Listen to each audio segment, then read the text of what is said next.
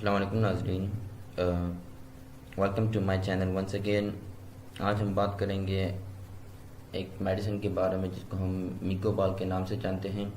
मिकोबाल एक trade name है जिसका जेनेरिक नेम है मिकोबालामीन, जो कि 500 मिलीग्राम में अवेलेबल होती है। आज हम इसके डिस्क्रिप्शन, इसके indication, side effect, adverse effect, contraindication, वो सब बात करेंगे जो मिकोबालामीन से रिलेटेड होगी। सो चलिए चलते हैं हमारी फर्स्ट स्लाइड की तरफ। मिथाइलकोबालामीन या मिथोकोबालामीन के डिस्क्रिप्शन की बात आती है तो मैंने 2 पॉइंट्स जो है ना वो सेलेक्ट किए हैं। इससे आप अच्छी तरह मिथाइलकोबालामीन के बारे में जान सकते हैं। मिथाइलकोबालामीन जो है वो विटामिन B12 की डिफिशियंसी को ट्रीट करने के लिए यूज़ होती है।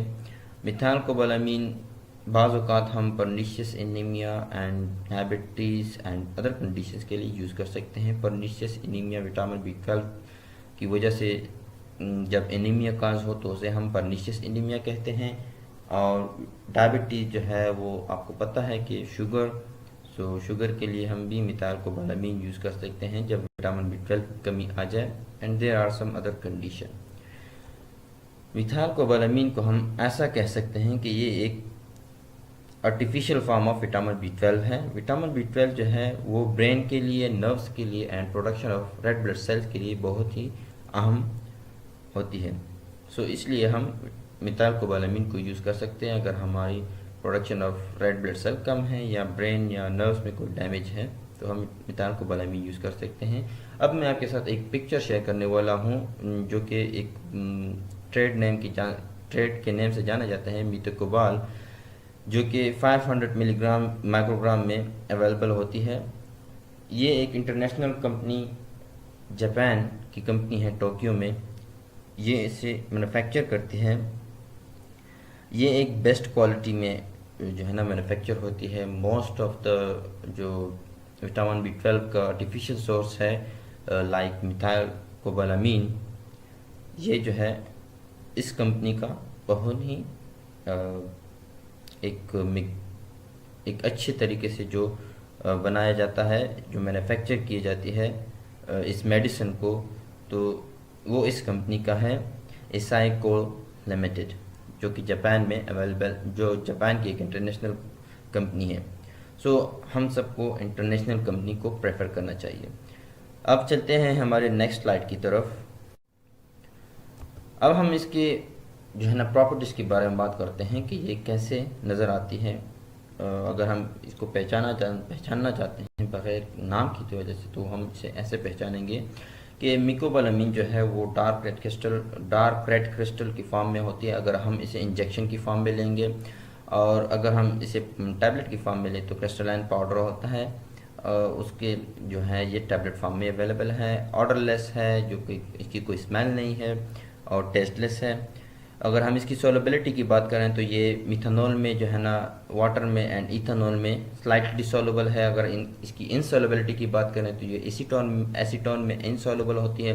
और अगर हम इसके एक मोस्ट इम्पॉर्टेंट पॉइंट है जिसको हम ज़रूर अपने जहन में रखेंगे कि ये एक हाइग्रोस्कोपिक कंपाउंड है और अफेक्टेड बाय लाइट की वजह से अगर ये जो है ये मेडिसिन या ये इंजेक्शन के फॉर्म में जो डार्क क्रिस्टल्स होते हैं ये लाइट से इफ़ेक्ट होती हैं, इसलिए हम जो है ना इसको एक ख़ास पैकिंग में इसको पैक करते हैं। तो अब हम अपने नेक्स्ट स्लाइड में इसके बारे में थोड़ी सी वजाहत करेंगे कि कैसे पैकिंग। अब हम अपीयरेंस की बात करेंगे कि ये कैसे अपीयर होती है कि अंबर कलर इंजेक्शन बॉटल में जो है ना ये पैक होती है। अंबर कलर में क्यों पैक होती है? क्योंकि अंबर कलर जो है वो ultraviolet rays and harmful rays जो है उसको डिस्चार्ज कर सकती है बाय एब्जॉर्बिंग इट। सो इसलिए हम अंबर कलर यूज़ करते हैं, क्योंकि इसके अंदर जो कंपाउंड शामिल होता है वो लाइट सेंसिटिव है। और जो डार्क रेड क्रिस्टल की बात मैंने की तो वो कुछ इस तरह दिखाई देता है। चलते हैं अब हमारे नेक्स्ट स्लाइड की तरफ। डोजेज एंड एडमिनिस्ट्रेशन, कि इसकी डोजेज एंड एडमिनिस्ट्रेशन कैसे होती है। तो मिथाइल कोबालामीन जो है, हम इसे औरली भी ले सकते हैं, बाय माउथ। मिथाइल कोबालिन अगर इंजेक्शन की फॉर्म में है तो ये इसको हमने मसल में इंजेक्ट करना पड़ता है, और यूजुअली जो है ना वो 1 to 3 टाइम पर वीक होता है। मतलब कि अगर हम इसे वीक में 2 या 3 टाइम लेंगे तो हमारे लिए ये काफ़ी होगा। और अगर हम में इंजेक्शन का तरीका ना है तो हमें अपने हेल्थ के वर्कर्स से जो है ना रिक्वेस्ट करनी चाहिए कि वो हमें इसका प्रॉपर वे बताएं कि हम इसे कैसे इंजेक्ट करेंगे बाय आवर सेल्फ। अगर ये लोजेंजेस के फॉर्म में है तो, अगर या सब लिंगुअल टैबलेट फॉर्म में है तो हमने इसको स्वेलो नहीं करना। इसके अगर हमने इसको स्वेलो नहीं करना और इसको हमने माउथ में डिज़ोल्व करना है by taking it under the tongue. और ना हमने इसको कोई चबाना है, अगर चबा लेंगे तो वहीं ये हमने इसको एक किस्म का स्वेलविंग हो गई। सो स्वेलो हमने नहीं करना अगर ये लोजेंजेस के फॉर्म में है। अब हमारे बात आती है इंडिकेशन की तरफ। तो इसकी इंडिकेशन क्या है? इंडिकेशन के बारे में मैंने फर्स्ट स्लाइड में भी बात की कि हम जो है ना, अगर normal function of brain and nervous system की चाहते हैं तो हमें विटामिन B12 जो है ना वो हमारे लिए बहुत ज़रूरी है। इसलिए मिथोकोबाल या मिथाइल कोबालामीन, इसको हम normal functioning of the brain and nervous system के लिए हम ले सकते हैं। अब जो वेरियस डिजीज़ हैं उसमें हम मिथोकोबाल को हम लेते हैं या मिकोबालामीन को लेते हैं। तो अगर एनीमिया है, अल्जाइमर डिजीज़ जो कि नर्वस सिस्टम से रिलेटेड है, peripheral neuropathy, diabetic neuropathy, rheumatoid arthritis and some other disease जो है, स्क्लेरोसिस जो है, उसमें हम इसको ले सकते हैं कि ये सारी विटामिन B12 की डिफिशियंसी से रिलेटेड डिजीज़ हैं। कॉन्ट्राइंडिकेशन जो कि हमें बहुत ही ख्याल रखना चाहिए कि हम कब ये मेडिसिन नहीं ले सकते। अगर हम एलर्जिक हैं, एलर्जिक टू, अगर हम कोई पेशेंट जो है वो ड्रग के लिए एलर्जिक है तो हम मिथाइल कोबालामीन उसे नहीं दे सकते क्योंकि उसमें ये कॉन्ट्राइंडिकेटेड है and can lead to a serious damage. So इसलिए हम इसको नहीं दे सकते। बात आती है साइड इफ़ेक्ट की। तो साइड इफ़ेक्ट जो हैं वो कॉमन जो साइड इफ़ेक्ट है विटामिन B12 के, वो हेडेक है, इचिंग जो ख़ारिश हम कॉमनली कह सकते हैं, स्वेलिंग जो फूलापन जो कोई किसी भी बॉडी पार्ट पे, नर्वसनेस एंड एंशियसनेस। सो ये जो है ना कॉमन साइड इफ़ेक्ट हैं। इनवॉलेंट्री एंड अनकंट्रोलेबल मूवमेंट जो है वो भी ऑब्ज़र्व की जा चुकी हैं इस मेडिसिन की यूज़ से। जो सीरियस साइड इफ़ेक्ट है वो हमें मद्देनज़र रखनी चाहिए कि वो क्या चीज़ हैं। तो ये जो है ना पोटाशियम के लेवल को डाउन करती है ब्लड में। ये सीरियस जो साइड इफ़ेक्ट को हम ले सकते हैं इसमें, क्योंकि पोटाशियम भी एक अहम पार्ट है ब्लड का। कंजस्टिव हार्ट फेलियर भी कॉज कर सकती है मिथाइल कोबालामीन। और clots in arm and legs, clots mean के क्लॉटिंग भी कर सकती है आर्म्स या लेग्स में, जब इसकी वजह से ब्लड फ्लो भी रोक सकता है to various part of the body. अब हम बात करेंगे एडवर्स इफ़ेक्ट की। तो इसके एडवर्स इफ़ेक्ट क्या हैं?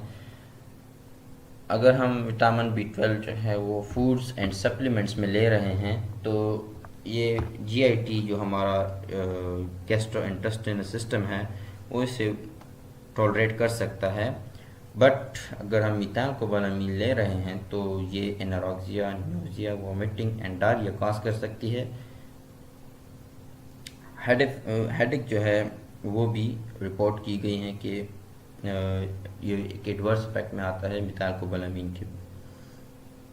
सो जो ड्रग्स हैं वो कौन सी ड्रग है जो मिथाइलकोबालामीन की एफिकेसी को इफ़ेक्ट करती है। तो वो है क्लोरामफेनिकोल, जो कि एक एलर्जिक एलर्जिक पेशेंट के लिए जो ड्रग यूज़ होती है। कॉलचिसिन, ये गॉटी अर्थराइटिस के लिए जो है ना ये ड्रग यूज़ होती है। जो गॉटी अर्थराइटिस जो है वो भी जो है विटामिन B12 की डिफिशियंसी से कॉज होती है। अगर किसी जॉइंट्स में विटामिन B12 की कमी आ जाए तो हम ये मेडिसिन यूज़ करते हैं। एंटीबायोटिक मेडिसिन जो है वो मिथाइलकोबालामीन की एफिकेसी को इफेक्ट कर सकती है। All diabetes medicine that contains metformin, अगर हम डायबिटीज़ के पेशेंट हैं तो मेटफॉर्मिन हम ले रहे हैं तो उस वो भी मिथाइलकोबालामीन की एफिकेसी को इफेक्ट कर सकती है। और जो एंटीपेप्टिक अल्सर ड्रग जो है वो भी मिथाइलकोबालामीन की एफिकेसी को इफेक्ट करती है, जैसे मेटाडीन, मेप्राजोल, लेंसोप्राजोल, ये सारी ड्रग्स जो हैं इसको इफेक्ट कर सकती हैं। अब हम आते हैं एक लोगों की तरफ जो कि एक good health and good life की तरफ हमें बुलाती है। तो वो हैं विटामिन B12। मीन के हम नॉर्मल रहेंगे, जैसे कि ब्रेन हमारा नॉर्मल रहेगा और हम भी नॉर्मल होंगे। ब्लड भी हमारा जो है ना अच्छा काम करेगा, हार्ट भी अच्छा काम करेगा। तो हम ये लोगों फॉलो कर सकते हैं। Thank you for watching and हो सके तो सब्सक्राइब कर सकते हैं मेरे चैनल को फॉर मोर इंटरेस्टिंग वीडियोस।